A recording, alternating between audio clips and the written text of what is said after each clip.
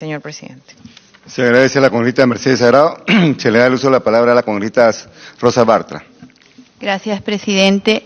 Presidente, primero quisiera llamar su atención con respecto al número de integrantes que estamos en esta sesión. Es una sesión importante. Está asistiendo el presidente del Consejo de Ministros, quien tiene a su cargo el presupuesto más importante del país. Es importante para los congresistas de regiones esta sesión, sin embargo se ha citado en semana de representación y eso hace que tengamos el número de congresistas en esta sesión. Espero que esto pueda de alguna forma ser subsanado, porque los congresistas necesitamos hacer seguimiento y fiscalización, especialmente a los sectores que tienen mayor presupuesto. Presidente, yo quisiera, por su intermedio, preguntarle al presidente del Consejo de Ministros, porque él ha venido acá a hacer una exposición importante sobre logros y metas de los diversos sectores que están adscritos a la PCM. Y ha hablado de los logros y metas del sector en materia de integridad. La primera pregunta que por su intermedio quisiera trasladársela al presidente del Consejo de Ministros es: ¿quién dirige las políticas de lucha anticorrupción? ¿Es esta Secretaría de Integridad Pública que ha desarrollado el día de hoy? Si es así, nos gustaría conocer cuál es el presupuesto que tiene asignado esta Secretaría Técnica. Hago esta pregunta porque cuando esta Secretaría de Integridad Pública fue creada en abril del 2018, se expuso que reunía otras reparticiones y que no iba a demandar ningún tipo de presupuesto adicional. Entonces, nos gustaría saber si esto realmente se cumplió o si se le ha asignado algún presupuesto, y si es esta Secretaría quien dirige las políticas de lucha anticorrupción, lo entenderíamos así por las funciones y las acciones que se han detallado acá, y que además tiene incluso estrategias como la reactivación de comisiones regionales anticorrupción, implementación de mecanismos de prevención, entre otras. Entonces, nos gustaría que el presidente del Consejo de Ministros pueda ampliar específicamente con respecto a esto. La congresista Mercedes Arauz ha realizado y ha expuesto una preocupación que nosotros quisiéramos ampliar un poquito, y es con respecto a el presupuesto que tiene Ocinermin y la brecha que hay para poder ejecutarla, y se ha referido, igual que se refirió el presidente del Consejo de Ministros, a que esta brecha estaría sustentada en la supervisión, en el costo que hay en la supervisión y administración del gasoducto. El presupuesto para este año es de 145 millones. De estos se han ejecutado 49 millones. Si se han ejecutado 49, obviamente estamos frente al 34% de ejecución que origina esta brecha. Además de la explicación de la ejecución porcentual en este rubro, nos gustaría preguntar por su intermedio, presidente, ¿qué ha dejado de brecha ahí? ¿Qué es lo que se está custodiando? ¿Qué es lo que se está resguardando? ¿Y cuánto realmente vale la pena? Si este año gastamos 145 millones en eso, nos gustaría saber en qué se va y si realmente está o no está justificado. Este tipo de preocupaciones, presidente, que hay a lo largo de varias carteras, yo quisiera trasladarlas a una sola, y es la política del gobierno respecto a los proyectos vinculados a las empresas brasileñas, vinculadas directamente al escándalo de corrupción denominado Lava-Jato. IRSA Sur, presidente, la carretera interoceánica sur, es un proyecto que le ha costado al Perú, a todos los peruanos, 3.500 millones de dólares. ¿Qué beneficios ha significado para el país? Todos los años hay un presupuesto para mantenimiento de esta carretera. Para el 2018, en todas las carreteras interoceánicas fueron 800 millones, con los cuales se podría haber construido colegios, hospitales, otras carreteras. ¿Qué beneficios le ha significado para el país este megaproyecto? La central hidroeléctrica de Chaclla compromete recursos anuales ascendentes a 44 millones de soles. El gasoducto ha comprometido a los peruanos en más de 7.000 millones de dólares. ¿Qué beneficios esperan? ¿Sabe el gobierno con certeza qué beneficios espera de este proyecto? ¿Por qué no se ha invocado, presidente, la cláusula anticorrupción? Quizás el presidente del Consejo de Ministros nos puede afirmar que no hubo ningún acto de corrupción en ese proyecto. Pregunto, por su intermedio, presidente, ¿por qué este gobierno, pese a haber asumido compromisos contractuales, no ha cumplido con convocar a una subasta internacional? ¿No han considerado los efectos económicos del incumplimiento del contrato? ¿En qué estado se encuentran las gestiones para atender el grave problema de los proveedores impagos? Los principales proyectos manchados por la corrupción fueron negociados por los diferentes poderes ejecutivos en los últimos años. Olmos, gasoducto, la carretera interoceánica norte, la carretera interoceánica sur, Chavimochic, Chaglia, la línea 1 del metro, el Hospital Lorena, Alto Piura, han significado 15.000 millones de dólares y fueron responsabilidad del Ejecutivo, Proinversión, el MEF y otros sectores. Entonces, y volviendo al inicio de mi participación con respecto a cuál es la política anticorrupción del gobierno, la cual por cierto es su bandera, por lo tanto supongo que tienen bastante para explicar en términos concretos, cifras, acciones concretas con respecto a los hechos concretos que preguntamos. Quisiéramos preguntar en general cuál es la política del gobierno respecto de los proyectos manchados por la corrupción de la empresa privada brasileña y nacional. ¿Qué acciones concretas se han adoptado hasta el momento y qué se ha logrado garantizar con esas acciones? El presupuesto público para el año 2019, presidente, es elaborado por el Poder Ejecutivo y ha sido presentado al Congreso para su aprobación. Contempla todo lo que acá se nos ha expuesto, pago de obligaciones derivadas de contratos, etcétera. Quisiéramos estos contratos celebrados con empresas pertenecientes a grupos empresariales acusados de corrupción por actos ocurridos precisamente en el marco de los proyectos que acabamos de mencionar. Las asignaciones dirigidas a proyectos que presentan problemas de corrupción, de incumplimiento en los plazos, de ejecución o que, estando concesionados, la inversión de su mantenimiento y reparación corresponden al concesionario cuestionado, pone en cuestión la legalidad de esas asignaciones y pone en cuestión, por tanto, la eficiencia de la aplicación del gasto. Así, presidente, podemos observar que en solo 9 proyectos se han comprometido 623 millones de soles. 24 millones para la vía Costa Verde, 98 millones para el Hospital Antonio Lorena, 200 millones para el proyecto Chavimochic tercera etapa, 140 millones para el proyecto de la presa Limón en Olmos, y podríamos seguir, lo de Alto Piura, en fin. Hasta el 30 de noviembre nosotros tenemos plazo para aprobar este presupuesto.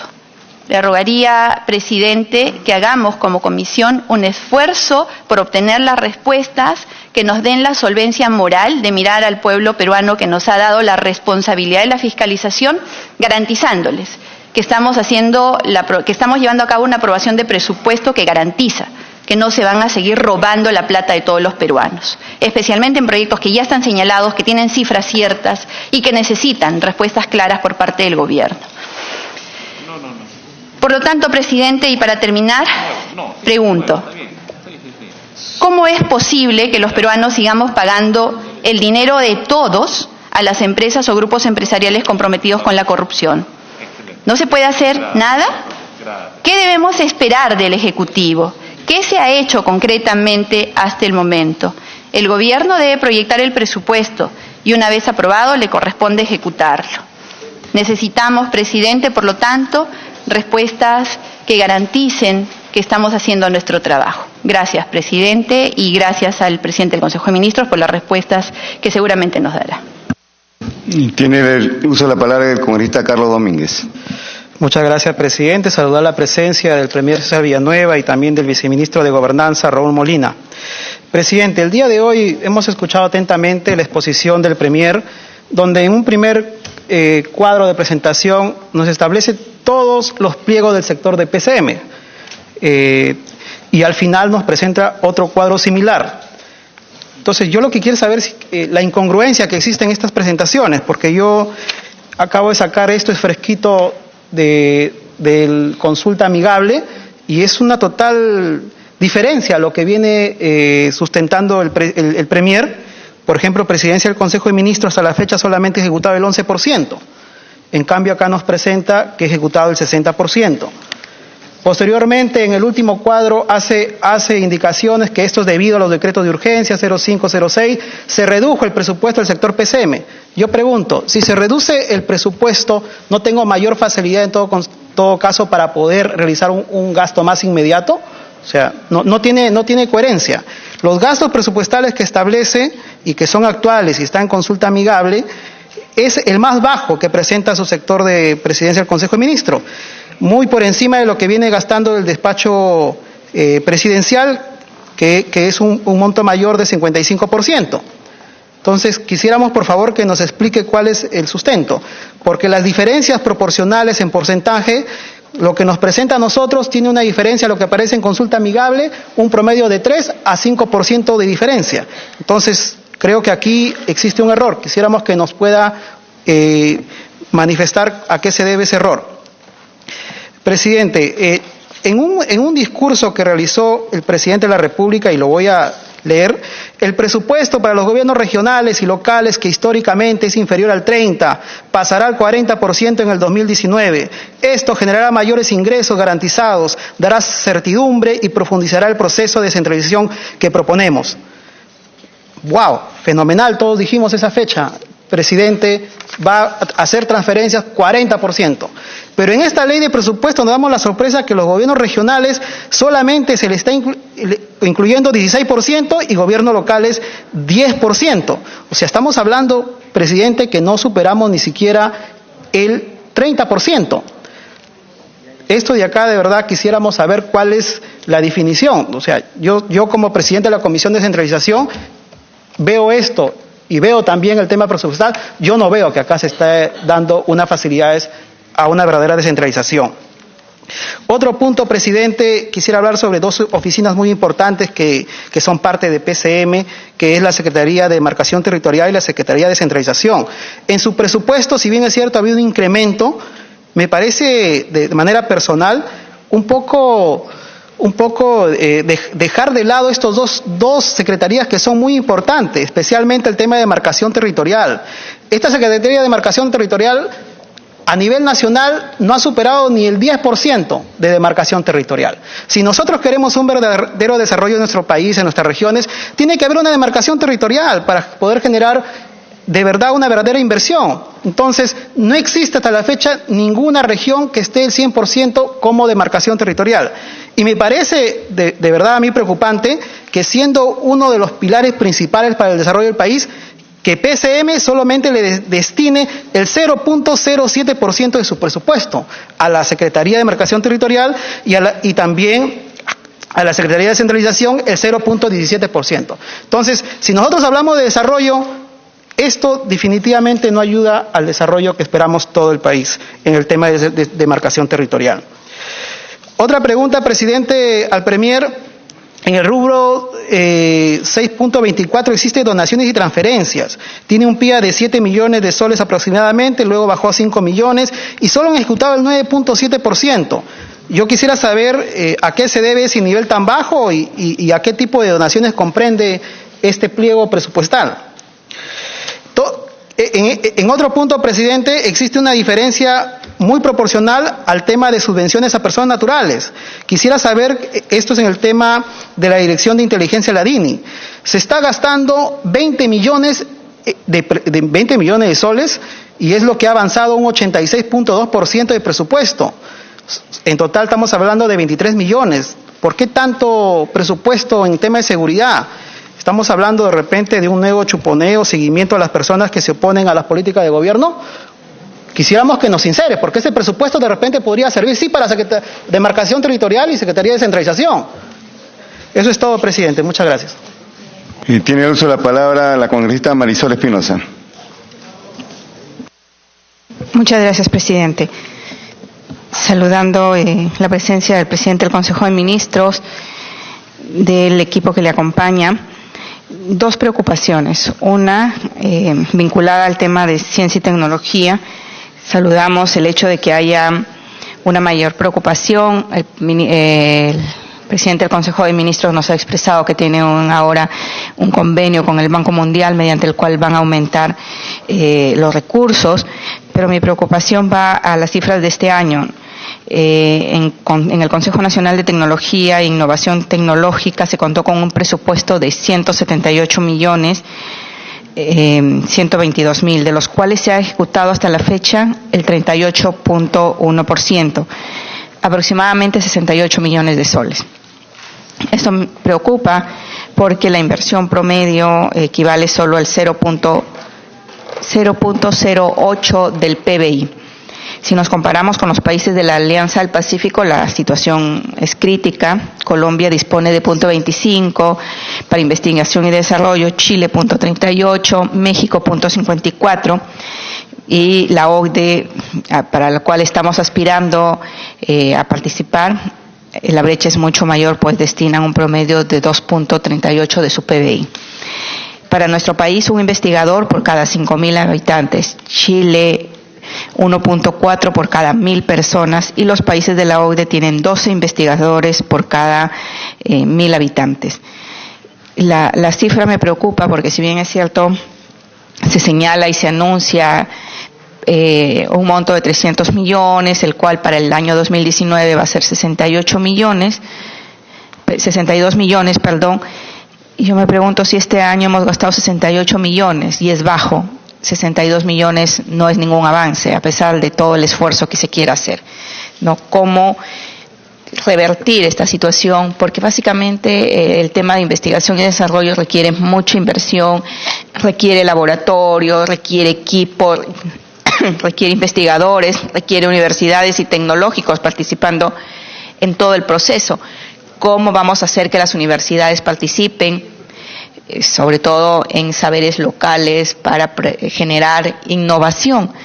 Vemos pequeños esfuerzos, laboratoria por un lado, pero son esfuerzos prácticamente privados con apoyos internacionales. ¿Cómo hacer y poner un proyecto que signifique mejora, por ejemplo, en infraestructura para agricultura?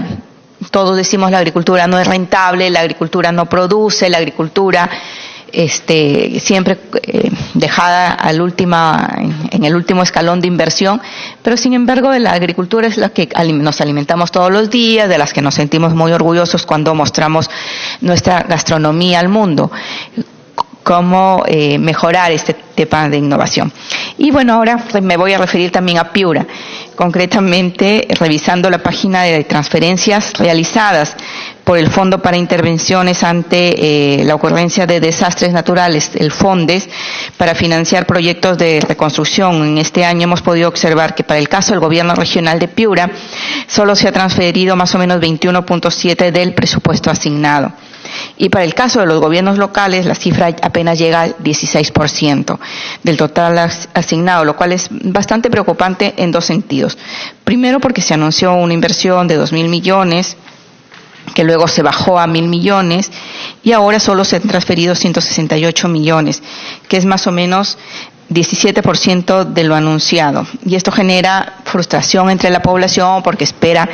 Ojo, que no estamos hablando todavía de la reconstrucción, estamos todavía en la fase de rehabilitación. Y la gente espera ver su obra y una obra que no se ejecuta. Y en segundo lugar, se ha caído la inversión pública, que era para uno de los motores de la economía para este año. Según los estudios económicos del Banco BBVA, señala que la inversión pública ha pasado de 6 a 4% del PBI. Y mi preocupación es mayor porque si bien es cierto, hay esfuerzo de la Autoridad de Reconstrucción por Cambios, hay proyectos mostrados a través de gestión de interés, pero la mayor preocupación, y hoy que estaba aquí el ministro de Economía, le preguntábamos cuánto se demora en trasladar los recursos para una región.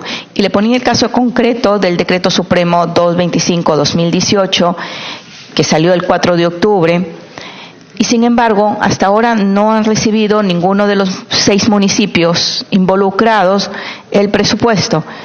Indagando, parece que en el Decreto Supremo señalan un monto, las cifras que están vinculadas a tema de endeudamiento, y que por el tema del endeudamiento no se puede hacer la transferencia hasta que los municipios presenten un plan de gastos. Pero eso hay que decírselo al alcalde o al funcionario encargado. No se lo han dicho. O sea, hoy día indagando podemos intuir que por ahí puede ir el problema, pero creo que con un fondo tan importante que significa reconstrucción, y que era reconstrucción para puentes, pequeños puentes locales, que la vida de esta gente en Hongón, en Patás, en Bellavista, está afectada. Para estos era este decreto supremo con ese presupuesto. Han pasado 21 días. El Ministerio de Economía dice que se demora 1 o 2 días para el tema de reconstrucción, lo cual es falso. Y viene y le miente alegremente al Congreso de la República, a la Comisión de Presupuesto. Pero no solamente es eso, sino cómo vamos a hacer para acelerar en lo que queda del año del presupuesto asignado, según el presupuesto inicial modificado de 5.026 millones para el tema de reconstrucción.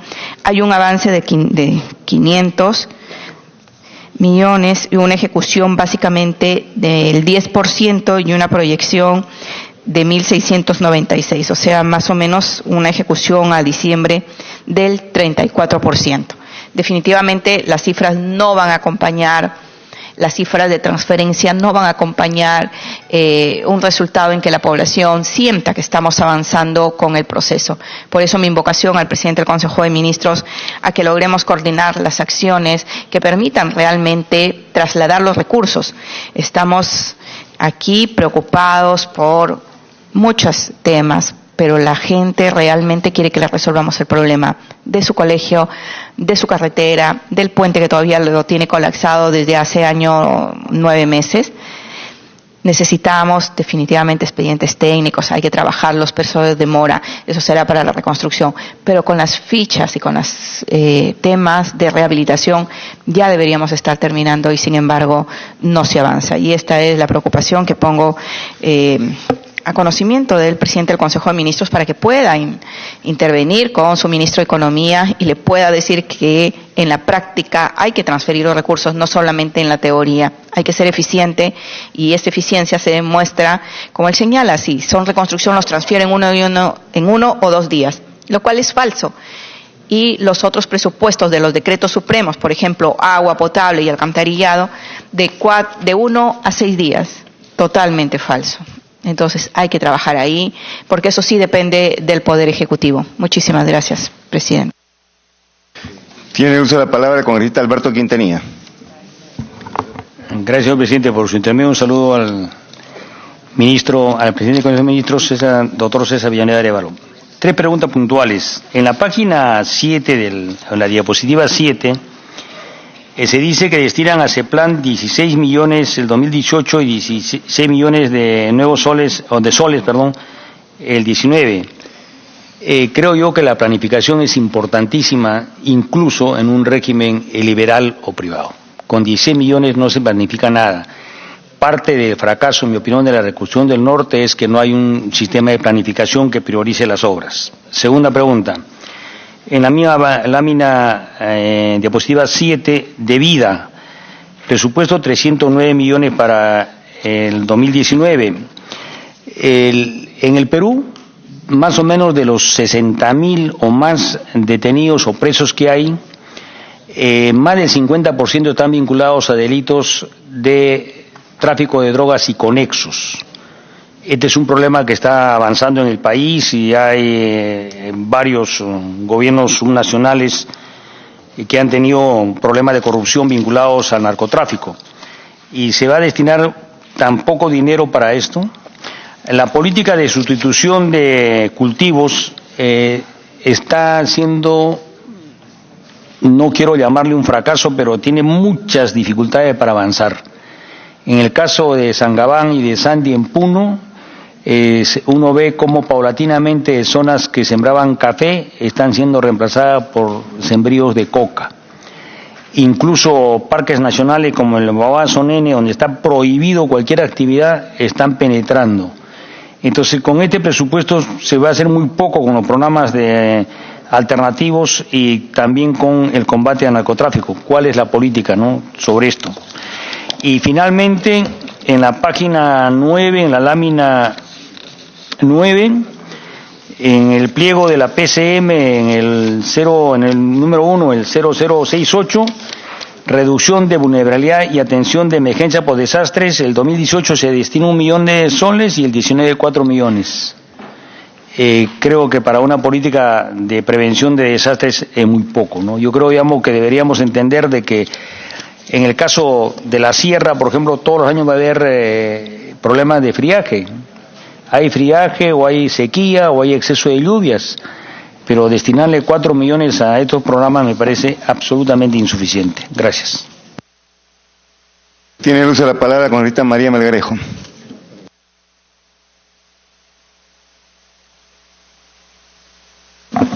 Gracias, presidente. Por intermedio suyo, saludar al Premier, quien hoy se encuentra aquí, y a todo su equipo técnico. Mi pregunta es, y la preocupación de todos, es que como una política ejecutiva que traslado por intermedio suyo al Premier, ellos habían asegurado como una política que iban a ser muy ejecutivos. Han pasado los meses y ya la población lo viene sintiendo, que no se sienten las obras de impacto, y como prioridad ellos han tenido la reconstrucción con cambios. La preocupación es que para el año 2018 la PCM tiene 5.026 mil millones de presupuesto para la autoridad de reconstrucción, pero llama la atención, presidente, y lo perciben todos, es que solo se ha ejecutado el 9.9%. ¿Qué hacemos? ¿A quiénes responsabilizamos? ¿Qué está pasando con nuestros profesionales, con los funcionarios que se vienen contratando?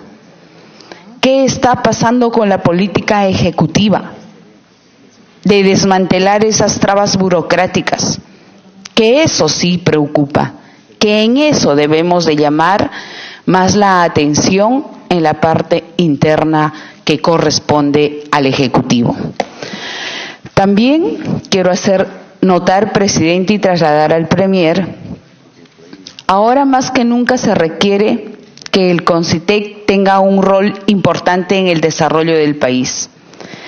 Sin embargo, para todos, se sabe que solo han ejecutado el 38.1% a la fecha. No hay capacidad de gasto, no hay compromiso del Ejecutivo de tener la capacidad para hacer efectiva este presupuesto. ¿Cuál es la razón de este reducido avance? Quisiera que se me responda técnicamente, porque eso corresponde al Ejecutivo y el pueblo quiere escuchar y debe de saberlo.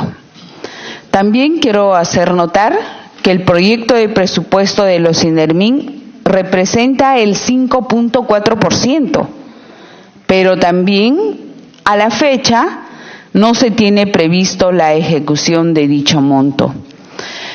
Presidente, acá me hacen llegar por nuestra tecnología del WhatsApp, sé que no están los colegas que representan a Tumbes, ellos vienen quejándose que hay un grave actos presuntamente de corrupción.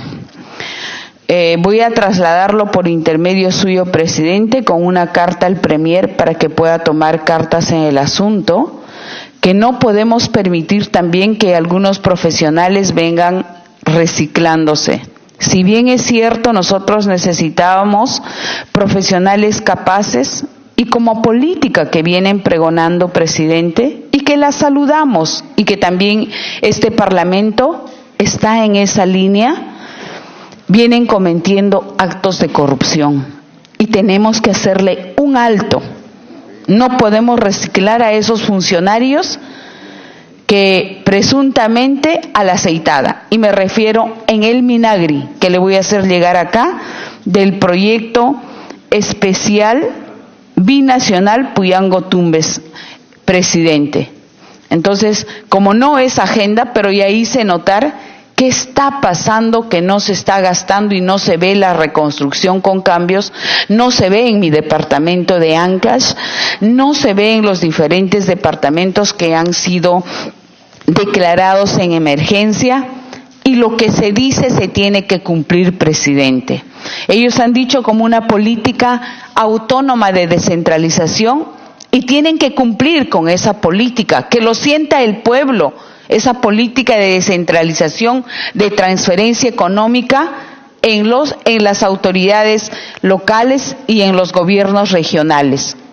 Hoy he visto que una de las gobernadoras se ha quejado ya, que no están siendo justos con las transferencias y que tienen muchas trabas burocráticas. Desmantelar la burocracia para que sea un presupuesto más ejecutivo, más técnico, depende hoy del Ejecutivo, depende hoy de nuestro Premier que haga esos cambios inmediatamente.